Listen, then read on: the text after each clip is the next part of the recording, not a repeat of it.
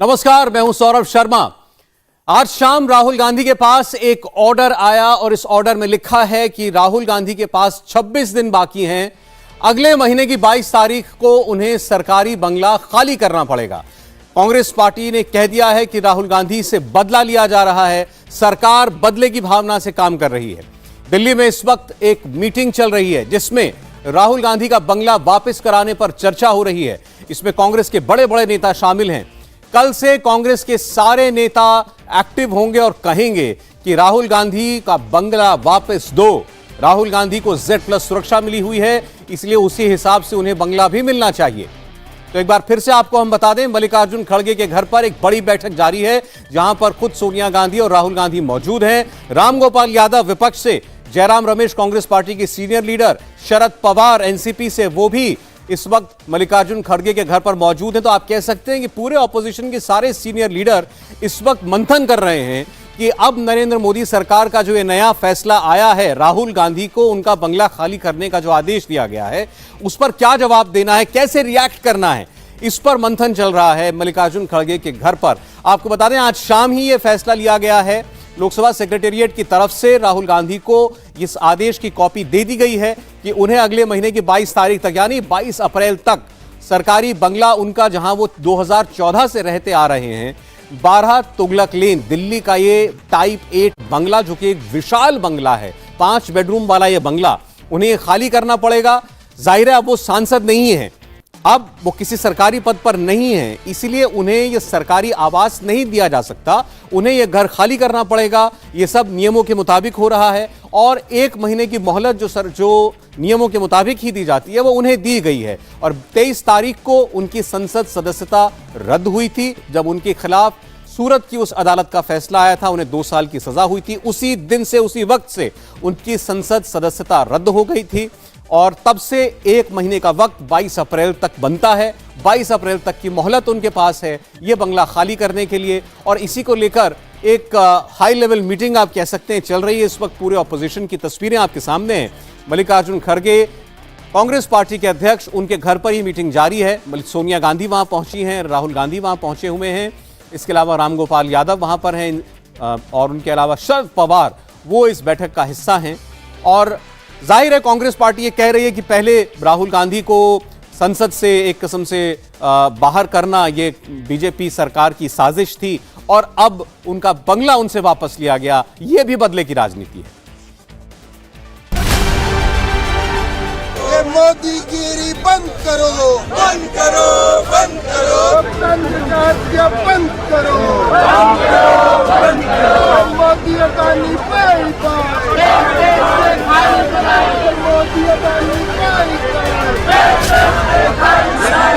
काली साड़ी, काला कुर्ता, काली पगड़ी, काला मफलर, काली कमीज, काली टी-शर्ट, काला बैग, काली पट्टी। ऑल मेन इन ब्लैक। ये मोदीगिरी बंद करो, बंद करो, ऑल वुमन इन ब्लैक। बंद करो, बंद करो, बंद करो। आज हम काले कपड़े के ड्रेस में क्यों आए कि ये नहीं कि किसी को बताने के लिए नहीं, हम ये दिखाना चाहते हैं कि इस देश में डेमोक्रेसी को मोदी जी एक एक करके खत्म कर रहे हैं। राहुल गांधी की सांसदी गई तो कांग्रेस ने विरोध में सब काला काला कर दिया। ये मोदीगिरी बंद करो, बंद करो, बंद करो। सोनिया गांधी ने काली साड़ी पहन ली। मल्लिकार्जुन खड़गे ने काला कुर्ता पहनकर काली पगड़ी बांध ली। दिग्विजय सिंह काली टी-शर्ट में आ गए। कांग्रेस नेताओं को जो भी काला मिला उन्होंने उसे पहन लिया। किस बात से डर रहे हो? इसका मतलब है कि दाल में कुछ काला है, इसीलिए वो डर रहे हैं। और जो लोग डरते हैं कभी ना कभी मरते भी हैं। लोकसभा बैठी तो कार्यवाही मुश्किल से 15 सेकंड चली। उन्हीं 15 सेकंड के भीतर पार्लियामेंट में डेमोक्रेसी का एक ब्लैक चैप्टर लिख दिया गया। माननीय सदस्य, मैं सदन गरिमा से चलाना चाहता हूं। सदन की कार्रवाई 4 बजे तक के लिए स्थगित की जाती है। सदन के भीतर वेल में आकर कांग्रेस के एक सांसद ने स्पीकर को काले झंडे दिखाए। स्पीकर जब बोल रहे थे तब उनके ऊपर भी काली स्याही से लिखे कागज के टुकड़े फेंके जा रहे थे। कहाँ भगवान राम, कहाँ these guys getting an ass to run a horse's race, getting an ass to run a horse's race. That's my comment. Congress ने अपने वेरीफाइड सोशल मीडिया हैंडल पर भी लिखा काला अध्याय। जो लोग झुकते नहीं उनको झुकाने के लिए ईडी का इस्तेमाल, सीबीआई का इस्तेमाल उन्होंने किया। बहुत दिनों के बाद आज खुद सोनिया गांधी ने कांग्रेस को लीड किया। कांग्रेस पार्लियामेंट्री पार्टी प्रेसिडेंट के रूप में सोनिया ने मीटिंग ली। काली साड़ी में सोनिया प्रेसिडेंट चेयर पर बैठी और काली पगड़ी वाले खड़गे सपोर्टिंग रोल में चले गए। मैडम की मीटिंग के बाद सोशल मीडिया पर यह डायलॉग आया, न डरेंगे न झुकेंगे, लड़ेंगे और जीतेंगे। आज कागज फाड़ के पहली बार लोकसभा में इतने वर्षों में कागज फाड़ के उन्होंने आसन पर फेंके हैं। ऐसी परिस्थिति में मैं समझता हूं कि स्पीकर बार बार कहते रहे कि मैं चलाना चाहता हूं हाउस, सबको मौका मिलेगा, लेकिन कांग्रेस की मंशा ओबीसी समाज का अपमान करने की है, ये बहुत स्पष्ट रूप से देखने को मिलता है। माफी भी नहीं मांगूंगा क्योंकि इनकी मानसिकता ही ओबीसी समाज के विरुद्ध रही है, पहले भी थी और आज भी उसका परिचय देश के सामने बार बार देखने को मिलता है। कांग्रेस के सांसदों ने, कांग्रेस के विधायकों ने, कांग्रेसी नेताओं ने और कांग्रेसी कार्यकर्ताओं ने ब्लैक डे मनाया तो राहुल के नाम पर कितना सपोर्ट पाया। कांग्रेस की मीटिंग में विपक्ष की 18 पार्टियों के लोग आए। सबसे खास बात यह रही कि इस मीटिंग में ममता बनर्जी की पार्टी तृणमूल कांग्रेस के नेता भी शामिल हुए। पूरे पार्टी के नेता लोग यहाँ पर जो जितने भी पार्टियां हमारे 18 पार्टी आज आए हैं, एक भी पार्टी मिस नहीं हुआ। सभी मिलके यही मुद्दा पूछ रहे कि भाई आप joint parliamentary committee बिठाओ। Mamata Banerjee अब तक कांग्रेस से दूरी बनाकर चल रही थी, लेकिन राहुल गांधी के पार्लियामेंट से आउट होने के बाद ममता कांग्रेस की अध्यक्षता वाले एंटी मोदी फ्रंट में इन हुई। खड़गे के चैम्बर में जो मीटिंग हुई उसमें Congress, DMK, Sapa, JDU, BRS, CPIM, RJD, NCP, CPI, आम आदमी पार्टी और तृणमूल कांग्रेस समेत 18 पार्टियां शामिल हुई। कांग्रेस के फ्रंट में अपोजिशन पार्टियों के नेताओं का काले कपड़े में आना बहुत कुछ कहता है। राहुल गांधी की सांसदी जिस दिन खत्म हुई उसी दिन से ममता कांग्रेस के सपोर्ट में आई, मगर ममता की पार्टी अब तक किसी मार्च में कांग्रेस के साथ नहीं आई थी। आज वो कमी पूरी हो गई। इसलिए नहीं सुन रही है क्योंकि कुछ दाल में काला है। कहीं ना कहीं मोदी जी घबराए हुए हैं, कहीं ना कहीं अडानी जी घबराए हुए हैं कि पोल खुल जाएगी। जैसा उन्होंने कहा था, ना खाऊंगा ना खाने दूंगा, तो बात सही साबित होगी। नहीं तो जनता में ये बात चली गई कि वो खा भी रहे हैं और खिला भी रहे हैं, लेकिन कुछ चंद लोगों को खिला रहे हैं। और आज जैसा हमने आपको बताया, दिल्ली में कांग्रेस अध्यक्ष मल्लिकार्जुन खड़गे के घर पर विपक्ष की इस वक्त एक बैठक जारी है। वैसे तो विपक्ष की ऐसी बैठकें पिछले 4 दिनों से चल रही हैं, लेकिन आज इसमें सोनिया गांधी और राहुल गांधी दोनों शामिल हैं। अंदर की तस्वीरें आ चुकी हैं बैठक की, आप देख सकते हैं। पार्टी के तमाम सीनियर लीडर यहां पर इस वक्त मौजूद हैं। सोनिया गांधी, मल्लिकार्जुन खड़गे, राहुल गांधी सभी इस बैठक का हिस्सा हैं। मीटिंग 7:30 बजे शुरू होने वाली थी, लेकिन शुरू अब थोड़ी देर पहले अभी हुई है और यहां पर यह फैसला लिया जाना है कि फिर आगे क्या रणनीति रखनी है पूरे विपक्ष को मोदी सरकार के खिलाफ जयराम रमेश खड़े हुए हैं कुछ कहने के लिए, आप देख रहे हैं। अब सवाल यही है कि आगे आखिर कितना अग्रेसिव एटीट्यूड विपक्ष रखने वाला है। राहुल गांधी की सदस्यता गई, उसके बाद पहले राहुल गांधी को सजा हुई, फिर उनकी सदस्यता गई, आज उनका घर भी चला जा रहा है, उनको नोटिस सर्व हो चुका है। कांग्रेस पार्टी ने कल सत्याग्रह का ऐलान किया था जंतर माफ कीजिएगा राजघाट पर, और वहां पर बड़ी तीखे भाषण भी दिए गए थे। खासकर प्रियंका गांधी वाड्रा ने वहां पर बड़ा तीखा भाषण दिया था। अब राहुल गांधी यहां पर बैठे हैं, सवाल यह कि राहुल गांधी अपना बंगला खाली कब करते हैं, क्या कहते हैं वो। राहुल गांधी सदस्यता जाने के बाद एक प्रेस कॉन्फ्रेंस में तो नजर आए, लेकिन उसके बाद उन्होंने कुछ नहीं कहा। अब इस मीटिंग में वो खुद मौजूद हैं, क्या निर्णय वो लेते हैं, आगे वो क्या रुख अपनाते हैं। बंगला वो खाली करना पड़ेगा, वो कह चुके हैं कि मेरे पास अपना कोई घर नहीं है, मेरे नाम पर कोई मकान नहीं है, कोई गाड़ी नहीं है। बंगला खाली करने के बाद वो कहां रहेंगे, कब वो अपना घर खाली करेंगे। अभी उनके पास 22 अप्रैल तक की मोहलत है। क्या वो सरकार से कोई झगड़ा मोल लिए बगैर आसानी से अपना घर खाली करते हैं, यह भी देखना पड़ेगा। कांग्रेस पार्टी इस पर क्या रुख रखती है। हालांकि ये सब कुछ जो इस सबके लिए नियम बने हुए हैं, ये ऐसा नहीं है कि केवल राहुल गांधी के खिलाफ किया जा रहा है। कोई भी ऐसा व्यक्ति जो मंत्री था पहले, इसलिए आवास उसको मिला हुआ था, मंत्री नहीं रहा, फिर उसको घर छोड़ना पड़ता है। कोई सांसद था, नहीं रहा, चुनाव हार गया, तो फिर उसको अपना आवास खाली करना पड़ता है। ऐसा ही राहुल गांधी के साथ हो रहा है। राहुल गांधी जिस घर में रहते हैं, टाइप 8 का बंगला दिल्ली में जो उनको मिला हुआ है, वो उन व्यक्तियों को दिया जाता है जो 5 बार या उससे ज्यादा बार सांसद रहे हों। राहुल गांधी 4 बार के सांसद हैं, फिर भी उनको वो बंगला मिला हुआ था, क्योंकि वो पहले एसपीजी प्रोटेक्टिव हुआ करते थे, फिर गांधी परिवार से एसपीजी सुरक्षा हटा ली गई थी, लेकिन Z+ सिक्योरिटी उनको हासिल थी। तो उनके सिक्योरिटी प्रोटोकॉल को देखते हुए उनको वो बंगला 2014 से मिला हुआ था।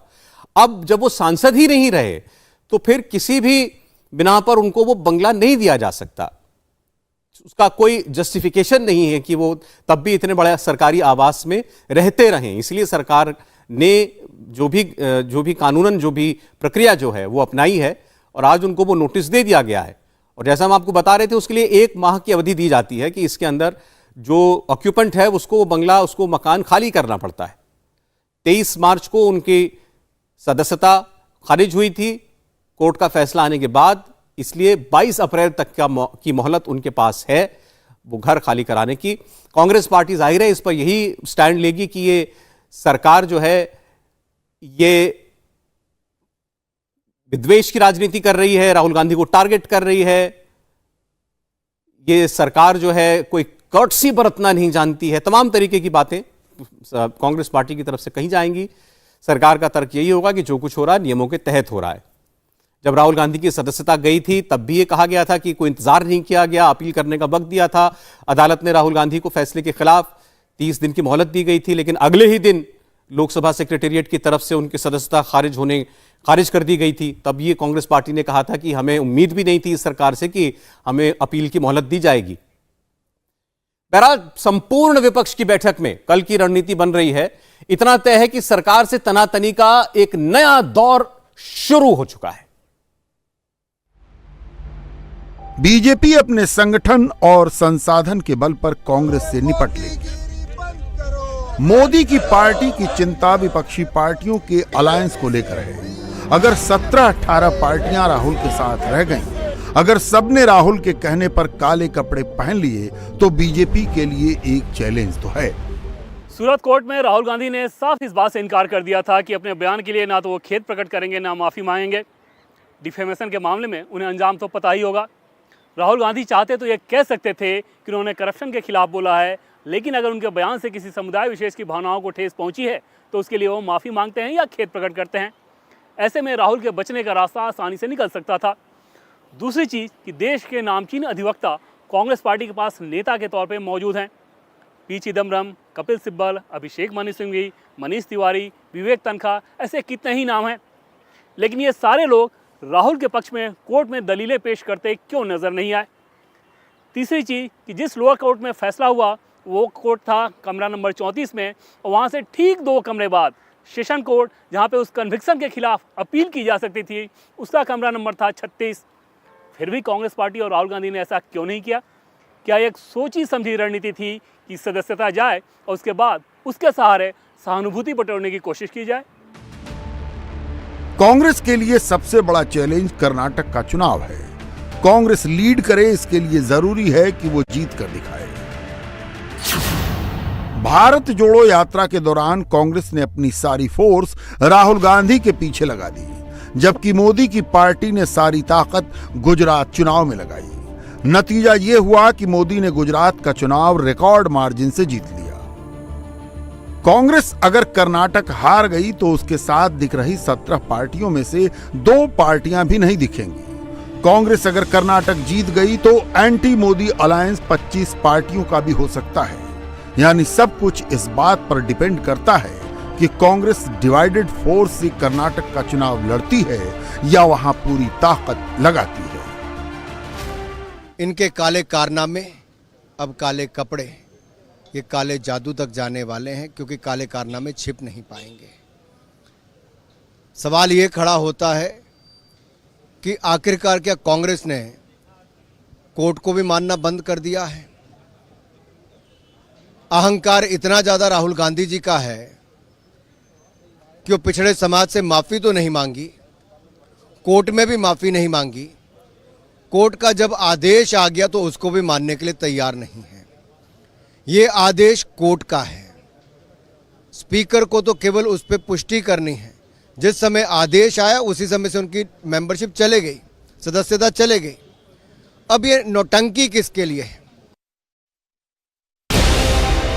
मोदी की पार्टी के काम करने का तरीका अलग है।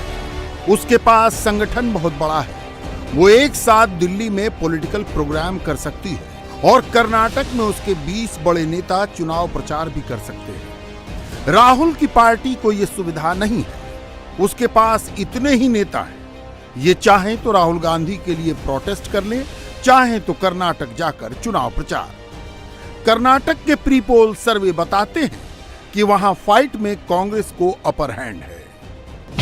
सर्वे नंबर 1 के मुताबिक 224 सीटों वाली कर्नाटक विधानसभा में कांग्रेस को 116 से 122 सीट, बीजेपी को 77 से 83 सीट और जेडीएस को 21 से 27 सीटें तक मिल सकती हैं। सर्वे नंबर 2 के मुताबिक कांग्रेस और बीजेपी दोनों को 82 से 87 सीटें मिलने का अनुमान है। जेडीएस को 42 से 45 सीटें तक मिल सकती हैं। एक सर्वे कांग्रेस का इंटरनल भी है। इसमें कांग्रेस को अकेले 140 सीटें मिलती दिख रही हैं। मोदी की पार्टी होती तो इस सर्वे को हकीकत में बदलने के लिए जान लड़ा देती। वो तमाम ताकत कर्नाटक में झोंक देती। लेकिन कांग्रेस ने अभी सारी ताकत राहुल गांधी और उनके बंगले पर लगा रखी है, जबकि नरेंद्र मोदी कर्नाटक में बड़ी बड़ी रैलियां कर रहे हैं। कांग्रेस ने कर्नाटक को सिद्धारमैया और डीके शिवकुमार के भरोसे छोड़ रखा है। ऐसे में अगर दक्षिण में भी पासा पलट गया तो राहुल को कहीं से जीवन दान मिलने की गुंजाइश नहीं बचेगी। इस वक्त पूरे देश की निगाहें, उत्तर प्रदेश की निगाहें, योगी आदित्यनाथ की विरोधियों की निगाहें प्रयागराज की नैनी सेंट्रल जेल पर टिकी हुई हैं, क्योंकि इस जेल में यूपी के 2 दुर्दांत अपराधियों को अब से थोड़ी देर पहले लाया गया। अतीक अहमद और उसका भाई अशरफ अजीम, ये दोनों ही नैनी जेल की हाई सिक्योरिटी बैरक में बंद हैं। अक्सर यह कहा जाता है कि जहां कोई इतना बड़ा डॉन होता है तो वहां गुरगों को दूर रखा जाता है, लेकिन योगी की पुलिस ने दोनों को एक ही जेल में बंद करके रखा है और इसी जेल में अतीक का एक बेटा भी कैद है। 24 घंटे से लगातार यह चर्चा चल रही थी कि अतीक की गाड़ी पलटेगी या नहीं। गाड़ी तो नहीं पलटी, लेकिन अतीक का डर खत्म नहीं हुआ। अब एक नई चर्चा शुरू हो गई। चर्चा यह है कि कल कुछ बड़ा होगा, कुछ अलग होगा, लेकिन होगा क्या, हम आपको बताते हैं।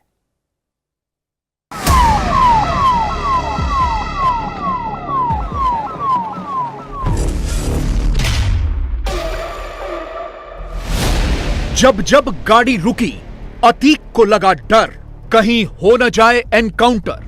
डर लग रहा है क्या? डर लग रहा है क्या?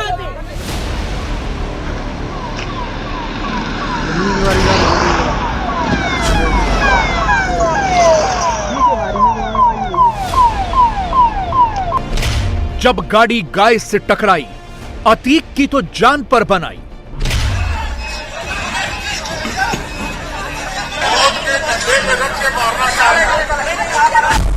पहले कांपा थर-थर, फिर बोला काहे का डर। लग रहा है क्या? डर लग रहा है क्या? डर लग रहा है क्या? डर लग रहा है? प्रयागराज के दो दुर्दांत अपराधी, दोनों भाई, एक अतीक और एक अशरफ, एक अहमदाबाद से प्रयागराज के रास्ते पर, दूरी 1300 किलोमीटर, दूसरा बरेली से प्रयागराज के रास्ते पर, दूरी 450 किलोमीटर। दोनों को पेशी पर प्रयागराज लाया जा रहा था और दोनों की धड़कनें बढ़ी हुई थी, दोनों का बीपी बढ़ा हुआ था, दोनों को डर लग रहा था कि कहीं यूपी पुलिस आज ही गुनाहों की किताब बंद न कर दे। दोनों को डर था कि कहीं आज ही दोनों के गुनाहों का हिसाब न हो जाए। सैकड़ों किलोमीटर के सफर में हो कुछ भी सकता था। अतीक पर तो आज की पूरी रात बहुत भारी गुजरी। पूरा माहौल ही ऐसा बना हुआ था कि अहमदाबाद से प्रयागराज के 1300 किलोमीटर के रास्ते में कुछ तो होगा। साबरमती जेल से चलते वक्त अतीक ने अपने एनकाउंटर की आशंका जाहिर कर दी थी।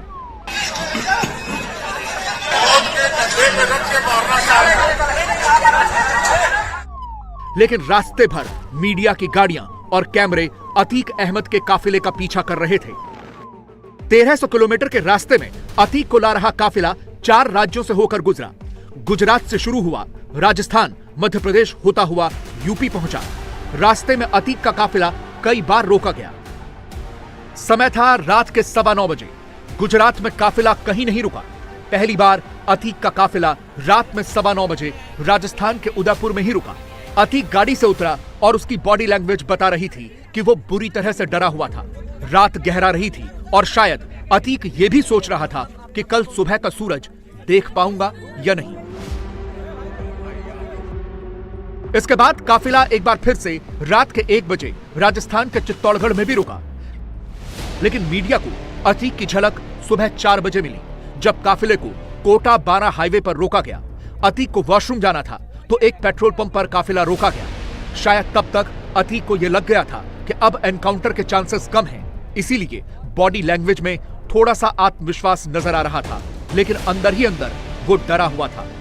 सुबह के 4 बज रहे हैं। कोटा बारा हाईवे के बीच में अतीक अहमद का कॉन्वॉय एक पेट्रोल पंप पर रुका है। ये वो वैन है जिसमें अतीक अहमद को अंदर बंद करके रखा हुआ है। यहाँ इस पेट्रोल पंप में अतीक अहमद को उतारा गया है ताकि ये वॉशरूम का यूज कर सके। लगभग 6ठी बार ये गाड़ी रोकी गई है। इससे पहले भी 5 बार जब राजस्थान में एंट्री हुई है तब ये गाड़ी रोकी गई थी, लेकिन अतीक अहमद को इस कॉन्वॉय को रोक कर यहाँ पर अतीक अहमद को इस गाड़ी से उतारा है। लगभग 1 दर्जन पुलिस अधिकारी इस गाड़ी के अंदर मौजूद थे। बुलेट प्रूफ जैकेट पहन के जो पुलिस अधिकारी थे वो अंदर मौजूद थे और उसके बाद अतीक अहमद को बड़ी सुरक्षा के बीच में यहाँ पे उतारा और उसके बाद अब यहाँ पर लगभग आधे घंटे से जो वैन रुकी हुई है अतीक अहमद को उतार कर अंदर लेके गए। अतीक अहमद लगातार रास्ते में कह रहा था पुलिस वाले से गाड़ी को रोकने के लिए, लेकिन एक मुफीद समय देखा गया और उसके मुताबिक ही एक जगह तय की गई और उस जगह को तय करने के बाद ये गाड़ी रोकी गई है। इसके बाद राजस्थान बीता तो काफिला मध्य प्रदेश में दाखिल हुआ और सुबह 7 बजे के करीब शिवपुरी में काफिला एक बार फिर से रोका गया। अतीक ने पहली बार सुबह की किरण देखी। गाड़ी से बाहर उतरा तो चेहरे से डर गायब था या दिखाने की कोशिश कर रहा था। इसीलिए तो रिपोर्टर्स के पूछने पर बोला काहे का डर। ये देखिए अतीक अहमद गाड़ी से उतरने वाला है और यहाँ पर मध्य प्रदेश में हम लोग यहाँ पर मौजूद है और भारी सुरक्षा के बीच अब अतीक अहमद यहाँ से उतरेगा। हालांकि राजस्थान में लगभग 5 से 6 बार जो ये है पूरी कॉन्वॉय रोका गया था और एक बार फिर से ये देखिए बाहर अतीक अहमद उतर रहा है। अतीक अहमद के चेहरे पर खौफ साफ तौर पर नजर आ रहा है। अतीक अहमद अब गाड़ी से उतर रहा है। अतीक अहमद गाड़ी से उतर रहा है। अतीक डर लग रहा है क्या? डर लग रहा है क्या? डर लग रहा है क्या? डर लग रहा है?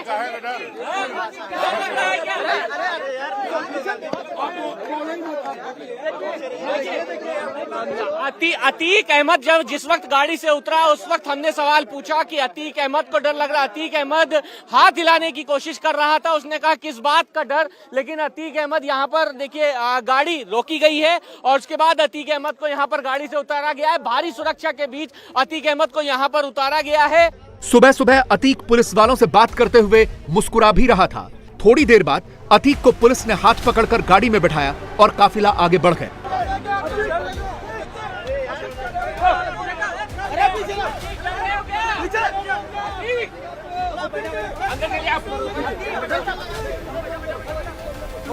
थोड़ी ही देर में काफिला यूपी में दाखिल हो गया था और सुबह करीब 9:15 बजे अतीक को ला रहा यूपी पुलिस का पूरा काफिला झांसी पुलिस लाइन के अंदर चला गया।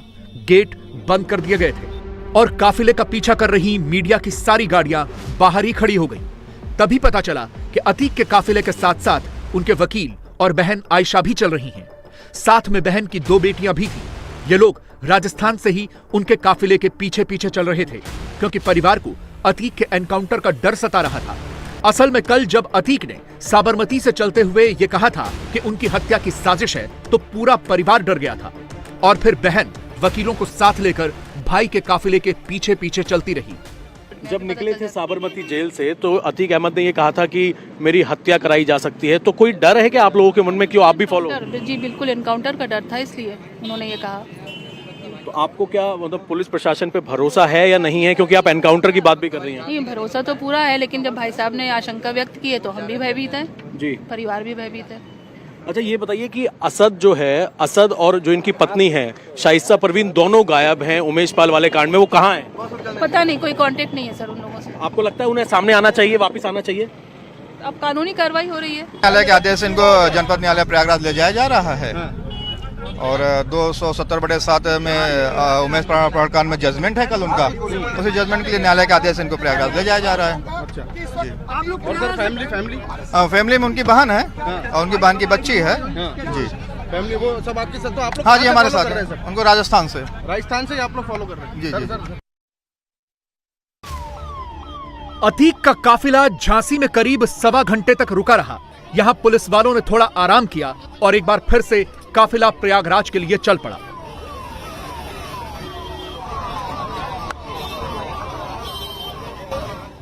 दोपहर में 12 बजे के करीब जालौन में पेट्रोल पंप पर काफिला एक बार फिर से रुका, लेकिन इस बार अतीक को बाहर नहीं उतारा गया।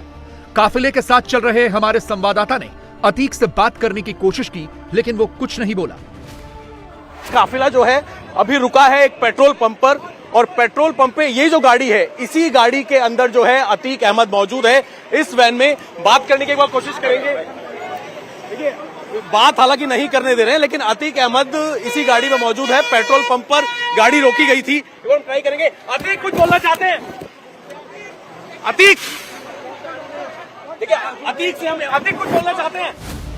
शायद पुलिस वालों ने अतीक को समझा दिया था कि ज्यादा कुछ नहीं बोलना, इसीलिए तमाम रिपोर्टर्स प्रिजन वैन में बैठे अतीक से सवाल पूछते रहे, लेकिन वो कुछ नहीं बोला।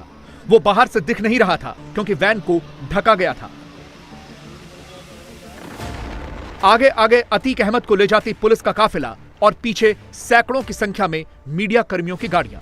जिस रास्ते से अतीक अहमद गुजर रहा था, जहां मौका मिल रहा था, सड़कों के किनारे खड़े लोग फोटो भी ले रहे थे।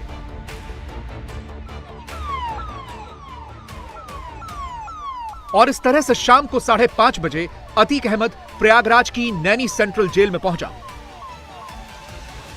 पहले से सैकड़ों की संख्या में पुलिसकर्मी और मीडिया कर्मी यहां मौजूद थे।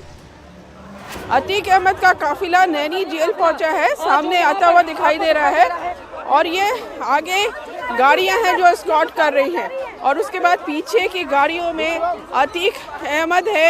एक गाड़ी गई है एस्कॉर्ट की, दूसरी और तीसरी, और उसके बाद अतीक की प्रिजन वैन हमें सामने दिखाई दे रही है। इस नैनी जेल में अतीक अहमद पहले भी रह चुका है, लेकिन अब जिन हालात में आ रहा है वो हालात बहुत फर्क है।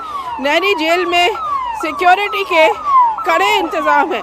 ये देखिए वैन है, सब पर्दे पड़े हैं, इसमें दिखाई नहीं दे रहा है। ये 2 वैन है, आगे वाली वैन में अतीक अहमद है और ये पीछे के गेट से अतीक अहमद को ले जाया जा रहा है।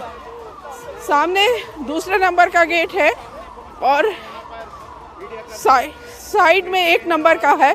ये सीधे गेट में अतीक की एंट्री हो रही है इस नैनी जेल में। तो जो कयास लगाए जा रहे थे कि 1300 किलोमीटर के रास्ते में अतीक का एनकाउंटर हो जाएगा, ऐसा कुछ नहीं हुआ। सारे के सारे कयास धरे के धरे रह गए। अतीक अहमद 4 राज्यों और 1300 किलोमीटर का सफर करके सुरक्षित नैनी सेंट्रल जेल पहुंच गया।